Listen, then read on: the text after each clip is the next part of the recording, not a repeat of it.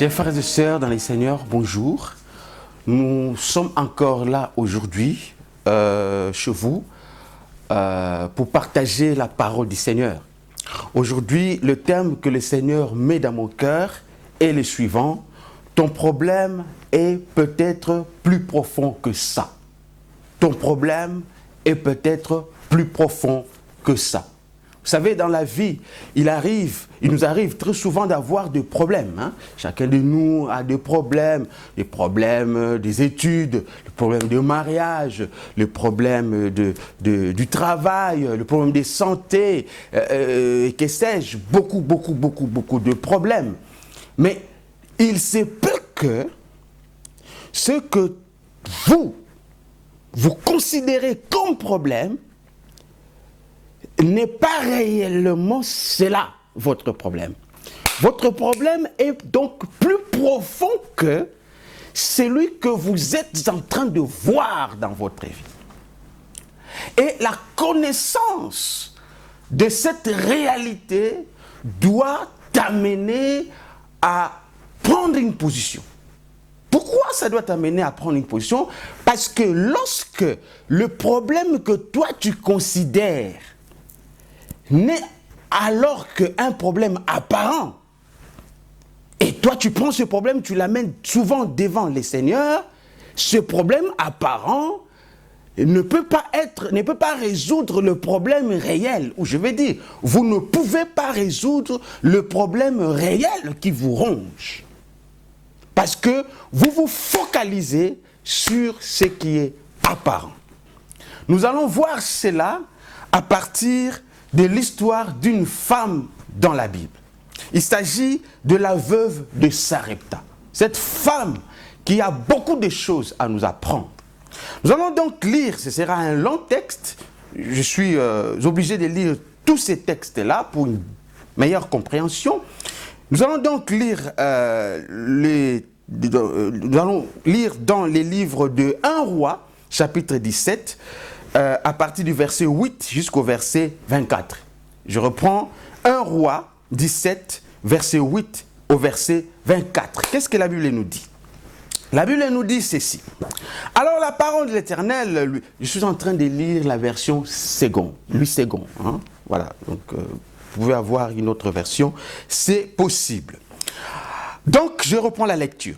Alors la parole de l'Éternel lui fut adressée en ce mot. Lève-toi, va à Sarepta, qui appartient à Sidon. Restez-y. Voici que j'y ai ordonné à une veuve de te nourrir. Il se leva et s'en alla à Sarepta comme il arrivait à l'entrée de la ville. Voici qu'il y avait là une veuve qui ramassait du bois. Il appela et dit, va me chercher, je t'ai pris, un peu d'eau dans un récipient, afin que je boive. Elle alla en chercher. Il appela de nouveau et dit, va me chercher, je t'ai pris un morceau de pain dans ta main. Elle répondit, l'Éternel ton Dieu est vivant, je n'ai rien de cuit. Je n'ai qu'une poignée de farine dans un pot et un peu d'huile dans une cruche. Mais voici en train de ramasser 2 morceaux de bois, puis je rentrerai et je préparerai cela pour moi et pour mon fils. Nous mangerons, après quoi nous mourrons. Élie lui dit, sois sans crainte, rentre, fais comme tu l'as dit, seulement prépare-moi d'abord avec cela un petit gâteau et tu me l'apporteras, tu en feras ensuite pour toi et pour ton fils.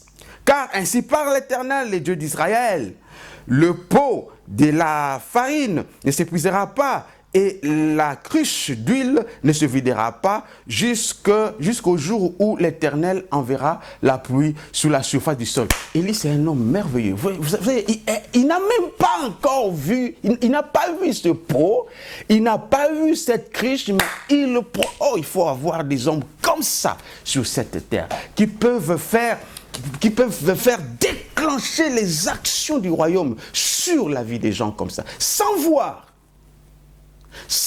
quelle était la quantité de l'huile dans le pot, dans la cruche, quelle était la quantité de la farine. Il suffit qu'on lui dise et il déclare et la chose arrive. Oh, gloire à Dieu. Je continue la lecture. Évidemment, ce n'est pas ça mon problème, hein, mais je vais continuer. Verset 15, donc. Elle alla faire selon la parole d'Élie, et pendant longtemps, elle eut de quoi manger. Elle, sa famille, ainsi que lui, donc Élie. Le pot de farine ne s'épuisa pas, et la cruche d'huile ne se vida pas, selon la parole que l'Éternel avait dite par l'intermédiaire d'Élie. Après ces événements, le fils de la femme maîtresse de la maison tomba malade, et sa maladie fut si violente qu'il ne resta plus en lui de respiration. Verset 18. Elle dit alors à Élie, « Qu'ai-je à faire avec toi, excusez-moi, homme de Dieu? Es-tu venu chez moi pour rappeler le souvenir de ma faute et pour faire mourir mon fils ?» Il lui répondit, « Donne-moi ton fils. » Il les prit du sein de la femme, le monta dans la chambre haute où il habitait et le coucha sur son lit. Puis il invoqua l'Éternel et dit, « Éternel mon Dieu, est-ce que tu causerais du mal, même à cette veuve dont je suis l'hôte, en laissant mourir son fils ?» Il s'étendit 3 fois de tout son long sur l'enfant, invoqua l'Éternel et dit, « Éternel mon Dieu, je t'en prie, que le souffle de cet enfant revienne en lui. » L'Éternel écouta la voix d'Élie, le souffle de l'enfant revint en lui et il le réprit.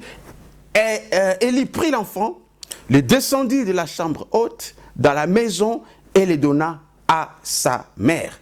Élie dit, « Vois, ton fils est vivant. » La femme dit à Élie, « Maintenant je reconnais que, verset 24, donc le dernier verset, la femme dit à Élie, « Maintenant je reconnais que tu es un homme de Dieu et que la parole de l'Éternel dans ta bouche est vérité. » Chers frères et sœurs, qu'est-ce qui se passe ici? Ce qui se passe ici, c'est que nous parlons de la veuve, hein, nous n'allons vraiment pas parler d'Élie, bien qu'il y a beaucoup de choses à dire sur ces textes, je l'ai souligné tout à l'heure.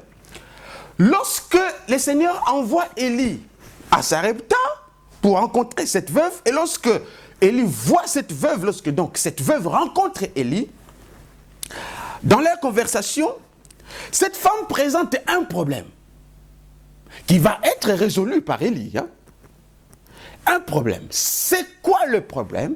Le problème, c'était celui de manque de la nourriture. Cette femme était arrivée à bout de ses provisions, de tout ce qu'elle pouvait avoir pour manger, alors elle va même programmer sa mort et celle de son fils. Parce que, bon, voilà, quand il n'y a pas de nourriture, vous ne pouvez plus vivre.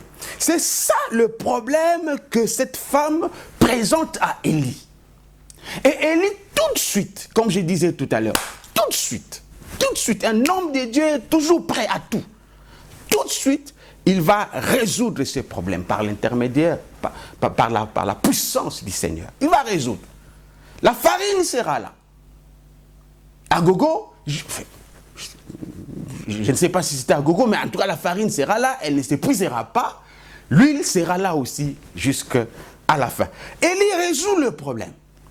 Mais après, il se passe quelque chose. Je rappelle ici qu'Élie est encore là, au niveau de la ville. Il va habiter avec la femme. Après, il y a un deuxième problème qui surgit. Bien aimé, il y a eu beaucoup de problèmes que le Seigneur a résolus dans ta vie, d'une manière ou d'une autre. Les uns étaient faits de manière automatique, peut-être. D'autres, ça a valu certainement des moments de prière, des moments de la recherche du Seigneur, peu importe. Mais des problèmes qui ont été résolus. Mais il se passe que dans ta vie, tu as l'impression que malgré que ces problèmes ont été résolus, il y en a d'autres qui surgissent. Il y en a d'autres qui interviennent. Et très souvent dans notre vie, parfois nous pensons que les premiers problèmes qui étaient résolus ont une nature différente de ces autres problèmes qui surgissent. C'est-à-dire qu'il n'y a pas de lien entre les deux. Or, je voudrais te dire ce jour que très souvent, il y a des liens, il y a des relations entre le problème que nous vivons. Vous verrez, je vais le montrer tout à l'heure avec cette femme.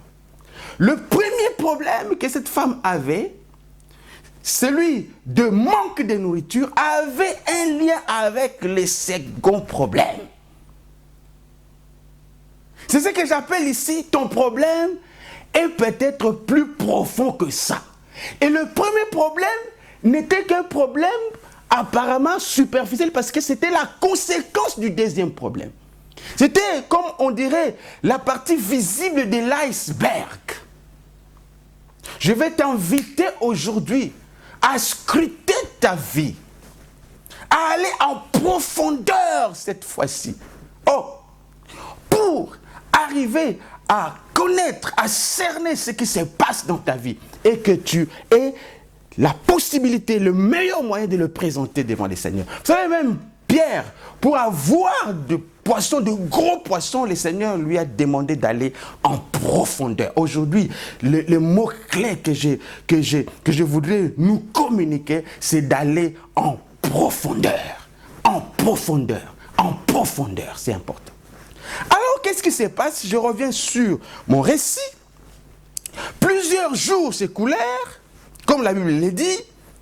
Après, le fils de cette femme tomba malade. La maladie si violente, donc, j'imagine qu'elle était aussi brusque, si violente, donc, que l'enfant mourra. Alors, voici comment cette femme interprète la mort de cet enfant.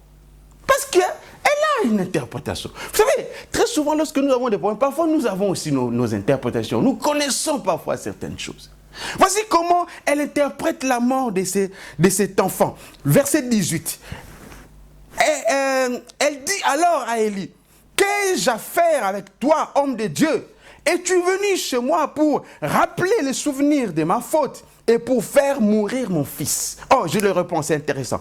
Elle dit alors à Élie, qu'ai-je à faire avec toi, homme de Dieu? Es-tu venu chez moi pour rappeler les souvenirs de ma faute et pour faire mourir mon fils? L'interprétation de cette femme, de cette mort, se base sur deux éléments. Le premier, elle incrimine la présence d'Élie dans sa maison. Elle incrimine la présence d'Élie dans sa maison. C'est-à-dire que, bon, elle a un peu raison, hein, parce qu'à l'époque, dans l'Ancien Testament, l'homme de Dieu, quelqu'un qui est reconnu comme un homme de Dieu, c'est un homme qui est en relation étroite avec les seigneurs. Voir un homme de Dieu, c'est comme si tu étais en présence de Dieu lui-même. C'est comme cela qu'on n'allait pas voir un homme de Dieu comme ça, n'importe quel jour. Rappelez-vous de cette femme, le même épisode si vous voulez, mais qu'on voit chez Élisée, la Sunamite, lorsque son enfant est décédé aussi, pratiquement dans ce même condition, si vous voulez, hein, dans ce genre de conditions, dans des conditions analogues, lorsque elle va faire appel à son mari pour qu'elle lui envoie un de ces jeunes gens et puis l'animal pour monter et aller voir l'homme de Dieu, son mari lui dit, mais qu'y a-t-il? Pourquoi tu veux aller voir l'homme de Dieu? Ce n'est pas la nouvelle lune, ce n'est pas la... Donc, on ne voit pas l'homme de Dieu comme ça. Donc l'homme de Dieu, c'est vraiment quelqu'un, voilà, il est en présence du Seigneur de manière étroite, de manière permanente, si vous voulez, et voilà. Donc, je disais que cette femme incrimine d'abord la présence de l'homme de Dieu. Mais qu'est-ce que cette présence de l'homme de Dieu est venue faire dans sa maison? Deuxième chose, cette présence a remis en surface quelque chose. Cette présence a ressuscité quelque chose. C'est quoi? C'est la faute. Cette femme dit, dans son interprétation, donc au verset 18, que nous trouvons au verset 18 de ces textes que nous lisons, elle dit que cet homme est venu dans ma maison, dans sa présence, m'a rappelé, a remis en surface la faute, mon iniquité. Elle appelle ça l'iniquité. Mon iniquité. Et c'est à cause de ça que mon fils est mort. Oh, gloire à Dieu. Je ne vais pas trop m'attarder sur la présence d'Élie dans la maison de cette femme. Le fait qu'elle ait cette présence remise en surface, si vous voulez, cette faute. Mais je suis plus dans cette interprétation. Lorsque nous regardons de très près cette interprétation, cette femme dit, elle utilise un verbe très intéressant. Elle dit, tu es venu ici pour me rappeler ma faute, pour rappeler mon iniquité. Quand on parle de rappeler, je viens déjà de dire beaucoup de choses sur rappeler sans le toucher, vraiment sans dire que s'agissait du verbe rappeler ici. Rappeler signifie remettre en surface quelque chose, remettre les souvenirs. Donc, quand nous sommes en face d'une telle déclaration, remettre en surface des souvenirs, remettre des souvenirs en surface, ça veut dire que à une période donnée, à un moment donné dans la vie de cette femme, il s'est passé quelque chose. Il s'est passé quelque chose qu'elle a peut-être oublié et qu'aujourd'hui, ce qui vient de se passer va rappeler ces souvenirs-là. Ça, c'est le premier élément. Deuxième élément, mais ce qui s'est passé là avait une cause. La cause, c'était l'iniquité, la faute. C'est qu'elle appelle ici la faute. Alors, nous pouvons nous poser la question, qu'est-ce qui s'est passé dans la vie de cette femme qui fait en sorte qu'aujourd'hui, enfin, ici, donc ces jours-là, que cela remonte dans sa mémoire pour s'en souvenir. Très souvent, qu'est-ce qui se passe dans nos vies? Nous nous souvenons des choses qui nous rappellent certaines choses. Entre la chose qui est là et la chose passée qui va être rappelée en souvenir, il y a parfois des liens. Les liens de l'iconicité, c'est comme ça qu'on appelle parfois en linguistique, hein, les liens de l'iconicité, c'est-à-dire les liens de ressemblance. Ah, tu vois aujourd'hui un accident, quelqu'un est tombé, le bras fracassé, tout ça, ça te rappelle aussi un accident. L'accident va te rappeler aussi un accident. Hein? Je sais pas, le manger va te rappeler le manger, enfin, je sais pas, voilà, l'accident va te rappeler l'accident, voilà. Et ici, ce qui rappelle cette femme quelque chose, c'est la mort de son fils. Donc, nous pouvons supposer que cette mort lui rappelle une autre mort. Parce qu'elle dit, hein, je reprends, elle dit alors à Élie, qu'ai-je à faire avec toi, homme de Dieu? Es-tu venu chez moi pour rappeler le souvenir de ma faute et pour faire mourir mon fils? Pour faire mourir mon fils. Elle interprète la mort de son fils comme quelque chose qui a été causé par une autre. Donc, on peut supposer aussi qu'elle interpréterait la mort de son mari comme quelque chose qui a été causé par une autre. La mort de son fils lui rappelle la mort de son mari. Et cette mort de son mari, comme je viens de le dire, a été causée par quelque chose d'autre. C'est là le problème. C'est là le second problème. Au fait, le vrai problème. Le vrai problème de cette femme, ce n'était pas le manque de la nourriture. Ça, c'est un problème qui saute aux yeux. Le vrai problème, c'était ce qu'elle hébergeait dans sa maison, ce qui était en elle, cette faute, ce qu'elle appelle faute. C'était ça le vrai problème. Parce que je vais vous montrer comment ce vrai problème est arrivé à entraîner le problème apparent qu'on a vu. Le vrai problème de cette femme s'est trouvé dans sa vie profonde. Oh bien-aimé, je répète, je suis en train de prier le Seigneur pour qu'il t'ouvre les yeux, pour que tu comprennes la profondeur de ton problème, pour que tu comprennes où se trouve le vrai problème de ta vie. Que tu fasses la distinction entre ce que tu vois dans l'apparence et ce qu'il y a en réalité. Vous savez, ce vieux problème a causé la mort de son mari. Ce vrai problème a conduit cette femme à devenir veuve. Je crois que si cette femme n'était pas devenue veuve, oh, gloire à Dieu, elle n'aurait pas présenté ces jours-là lorsqu'elle rencontre Élie, le manque de nourriture. Je crois, je pense cela. Pourquoi? Parce qu'une veuve, c'est qui en Israël? Une veuve, comme vous savez, c'est la personne qui a perdu son mari, mais elle a un statut social. Le statut social d'une veuve. Et si vous voulez, de l'orphelin. Mais ici, je parle plus de la veuve. C'est qui? C'est quoi? Quel est ce statut social de la veuve? C'est une personne fragile. C'est une personne fragile.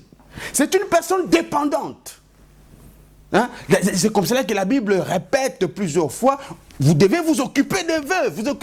On n'a jamais dit vous devez vous occuper des hommes, vous devez vous occuper des femmes ou des jeunes. Non, vous devez vous occuper des veuves. Les veuves sont dépendantes de la communauté et des autres.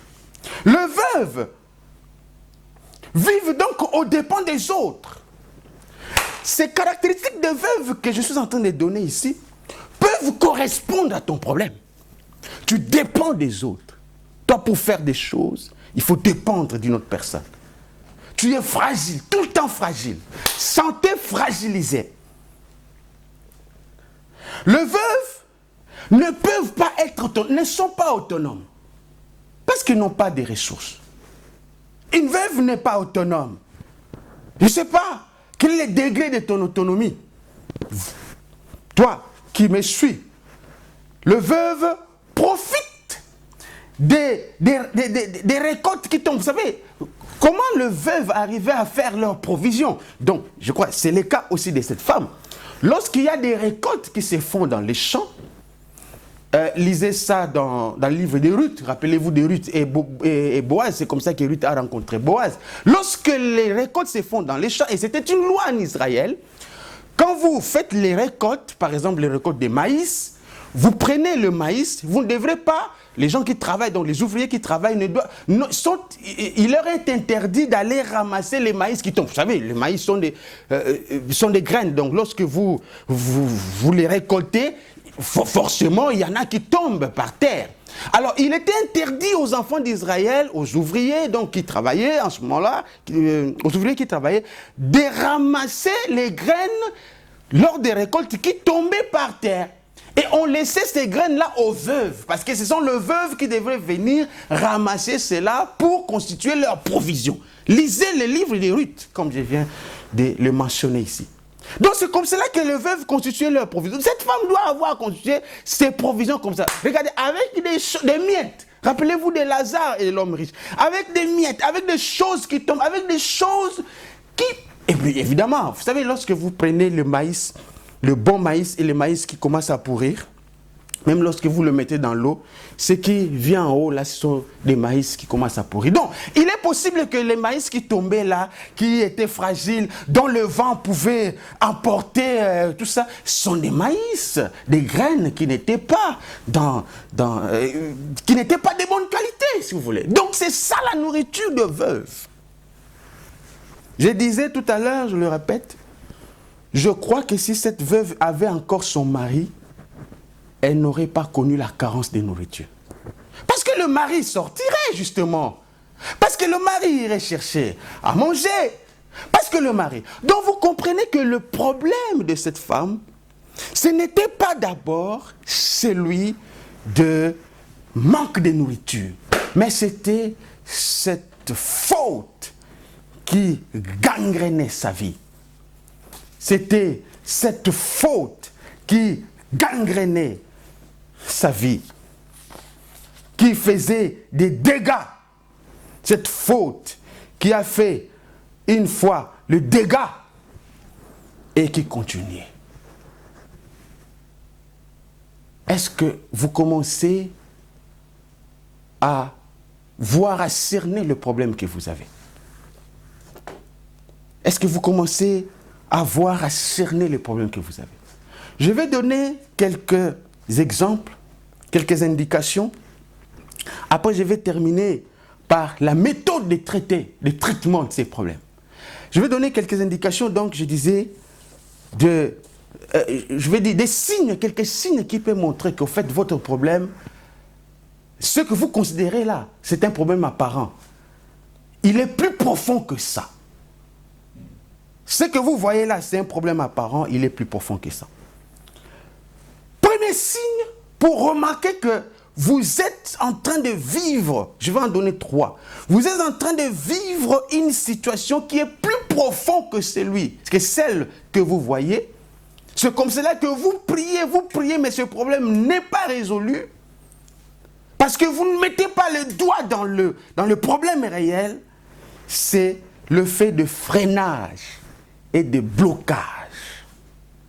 Qu'est-ce que j'appelle ici? Le mot blocage, hein, surtout pour certains pays de l'Afrique, quand on dit blocage, ça dit beaucoup de choses. Hein. Les mots freinage et blocage ici, qu'est-ce que je vais entendre par là? Je vais entendre par freinage et blocage, par le fait que je vais donner une illustration, vous avancez. Vous avancez. À un moment donné de votre vie, vous avancez. Et arrivez à un point, sans vraiment quelque chose de réel, ou peut-être aussi il peut y avoir une cause réelle, mais à un moment donné, vous vous arrêtez et c'est fini, vous n'avancez plus. Bien aimé, lorsque vous remarquez ce genre de situation, quand même vous priez, sachez qu'en fait, il y a un problème qui est profond, plus profond que celui qui est dans l'apparence. Cela veut dire quoi? Qu'est-ce que je vais dire? Je vais dire que vous priez, vous allez prier, vous priez, par exemple, au départ, vous priez pour quelque chose, vous priez pour le travail, etc. À un moment donné, tout s'arrête. C'est-à-dire, ce pourquoi vous priez là n'est qu'une apparence, ce n'est que le manque de la nourriture. Et ce manque de la nourriture qui est causé d'ailleurs par ce problème profond. Il faut aller en profondeur pour le chercher. Je connais un homme il avait ses enfants à l'âge déjà de 20 ans, je crois. Il a commencé à travailler. Il ne connaissait pas de problème dans son travail. En tout cas, il pouvait passer d'un emploi à un autre. Il n'avait pas de... C'est une histoire vécue. Il n'avait pas de problème. Donc, chaque fois, nous d'ailleurs, on apprenait, il n'est plus là-bas, il n'est plus dans cette société, il est maintenant dans une autre société. Lui, on venait même le chercher. Hein? Il travaille dans cette entreprise ici, mais une autre entreprise vient le chercher pour aller chez eux. Mais arrivé à 40 ans, tout s'est arrêté jusqu'aujourd'hui, il n'a plus jamais travaillé. Quelqu'un comme ça, il y a un problème profond en lui. Pourquoi je parle de ce point profond? Parce que Galates 5, 7 dit ceci. Paul s'adresse aux Galates, il leur dit, vous couriez si bien, mais qui vous a arrêté? Lorsque vous courez bien et que vous vous arrêtez, subitement, c'est qu'il y a un problème. Et ils avaient un problème de la notion de circoncision, qui est un vieux problème qui était remis en surface. Vous voyez un peu? Donc, c'est le vieux problème, cette vieille discussion de la circoncision. Parce que discuter, est-ce que quand on est chrétien, on doit aussi faire la circoncision ou pas? Alors, comme les Juifs, la marque distinctive des Juifs, c'était la circoncision. Donc, certaines personnes leur disaient, non, écoutez, quand même vous devenez chrétien, vous devez faire la circoncision. C'est comme cela que c'est remis en surface. Ouais, ce vieux problème qui se remet en surface, le fait arrêter tout d'un coup. Bap. Ça, c'est le premier élément. Deuxième élément, je vais aller un peu plus vite. C'est l'insatisfaction. C'est-à-dire, quand je parle de l'insatisfaction ici, je ne suis pas vraiment dans les sentiments de la personne, mais je suis dans... C'est-à-dire, vous demandez des choses au Seigneur, mais vous avez l'impression que plus vous priez, les choses que vous rencontrez ne viennent pas complètement... Bon, il n'y a rien qui peut venir complètement résoudre vos problèmes, hein, il y aura toujours des besoins. Mais en tout cas, il y a un seuil. Il y a un seuil qui définit si vous êtes du côté de la satisfaction ou non. vous atteignez rarement ces seuils ou vous n'atteignez pas ces seuils-là. Chaque fois, bon, vous avez un problème, vous avez prié, vous avez cherché, vous avez reçu la solution, mais ça ne satisfait pas. Quelqu'un qui cherche du travail, il trouve du travail, mais dans ce travail-là, il gagne un salaire, par exemple, ici en Europe, de 1200 €. Ok? Oui, vous avez cherché le travail. Vous êtes venu de l'Afrique, vous avez fait des formations, vous avez cherché du travail. Donc là, vous étiez dans une situation de manque. Voyez un peu, vous manquez la nourriture comme pour cette veuve. Maintenant, vous avez trouvé du travail, mais ce travail, vous ne gagnez que 1200 €. Vous avez une maison que vous louez, que vous payez 700 €. Vous avez un enfant ou des enfants que vous faites étudier. Les dépenses pour vous prendre des cents, vous avez des charges, etc. Lorsque vous faites toute la sommation, là, les factures à payer, les loyers, vous dépensez, sur 1200, vous dépensez par mois 1000 €. Donc, il ne vous reste que 200 €. Et vous êtes là, chaque fois quand vous avez l'argent, vous savez, il y a des gens qui, lorsqu'ils touchent leur salaire, au lieu que cela leur donne la joie, le fait de toucher le salaire, mais le fait de toucher le salaire leur donne des maux de tête. Parce qu'ils commencent à calculer, c'est pas bon, je vais commencer par où, je vais m'arrêter. C'est ça ce que j'appelle l'insatisfaction. Quand vous avez ça, c'est-à-dire, il y a eu un problème qui a été résolu, le travail, mais ça n'a pas été totalement, complètement résolu parce que vous avez le salaire, mais qui ne vous satisfait pas. Il y a un problème que vous devez résoudre en profondeur. En profondeur. En profondeur. En profondeur. Vous vous êtes mariés, il y a des gens qui se sont mariés, mais depuis qu'ils se sont mariés, au lieu que le mariage leur apporte satisfaction, non, le mariage leur apporte plutôt misère. Misère sur misère. Votre problème de mariage, quand vous demandiez le mariage avant au Seigneur, ce n'était qu'un problème apparent. Ce n'était que le manque de la nourriture. Vous avez maintenant la nourriture. Vous avez le mariage, mais il faut encore aller en profondeur pour résoudre ce problème-là. Le problème qui se cache là. Enfin, troisième signe, je n'entre pas en profondeur, faute de temps, ce sont les tâtonnements. Lorsque vous connaissez des tâtonnements dans votre vie, aujourd'hui vous allez essayer ceci, demain vous allez essayer là, ça ne marche toujours pas, vous essayez, vous n'êtes pas stable. Le manque de stabilité montre qu'il y a un problème en profondeur qui doit être résolu. C'est parce que il y a ces problèmes en profondeur que vous ne résolvez que les problèmes en surface. C'est ce qui a pour conséquence ces tâtonnements-là. Les tâtonnements sont des résolutions des problèmes en surface, des résolutions des problèmes qui sont la partie visible de l'iceberg. Et puisque ce sont des parties visibles de l'iceberg, justement, c'est comme cela que vous ne restez pas longtemps dans une position. Vous tâtonnez, vous tâtonnez, vous tâtonnez. J'ai fini là ce partage avec ces trois exemples, mais je vais vraiment complètement terminer, clôturer pour nous dire que vous allez voir que ces deux problèmes ont eu aussi deux méthodes de résolution, deux façons d'être résolus. Deux façons d'être résolus. Premièrement, ici, je ne vais peut-être pas entrer trop en profondeur. Premièrement, le premier problème chez cette veuve, le manque de la nourriture. Regardez, qu'est-ce qui s'est passé? Élie était encore en dehors de la maison. Je dirais même, il était à la porte de la ville. C'est là qu'il a rencontré la veuve, à la porte de la ville. Il résout le problème. Il était à l'extérieur. Voyez la méthode. Le problème de surface a été résolu à l'extérieur. Je ne sais pas, lorsque vous cherchez à résoudre vos problèmes, comment vous les résolvez? Peut-être que vous vous situez à l'extérieur. Vos prières ne tournent que autour de la circonférence. Vous n'entrez pas jusqu'au fond.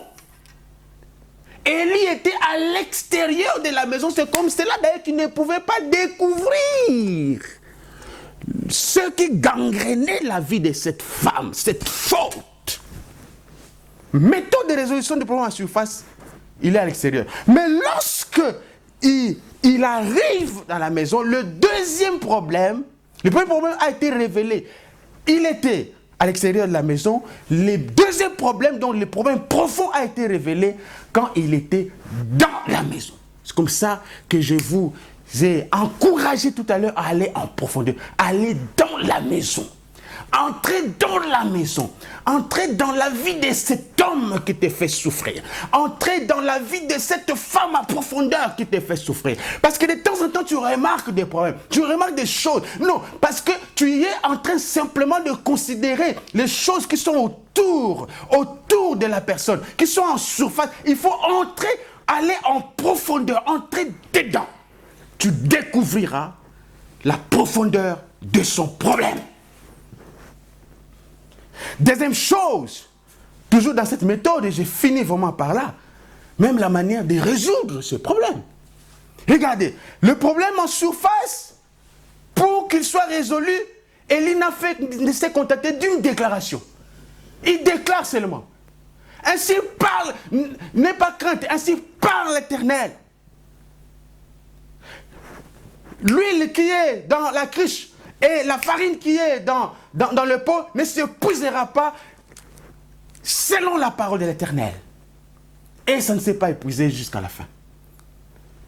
Mais, lorsque il doit résoudre, c'était par une déclaration, mais lorsqu'il doit résoudre le problème qui est en profondeur, regardez ce qu'il fait. Il prend l'enfant, il monte à la chambre haute, il le couche sur son lit, il invoque le nom de l'Éternel. Il a invoqué le nom de l'Éternel. Et l'enfant est revenu à la vie. Et le problème a été résolu. Bien-aimés, c'est par ici que nous terminons. Que le Seigneur vous bénisse. On se retrouve très prochainement. Ce que je vous demande, c'est d'invoquer le nom du Seigneur. La Bible dit, c'est lui qui invoquera le nom du Seigneur à la fin des temps sera sauvé. Ton salut pour ton problème qui te gangrène en profondeur, c'est il faut invoquer le Seigneur. Cherche le Seigneur. Change la manière de prier. Change la méthode de prier. Tu résoudras ce problème qui est en profondeur. Que Dieu vous bénisse.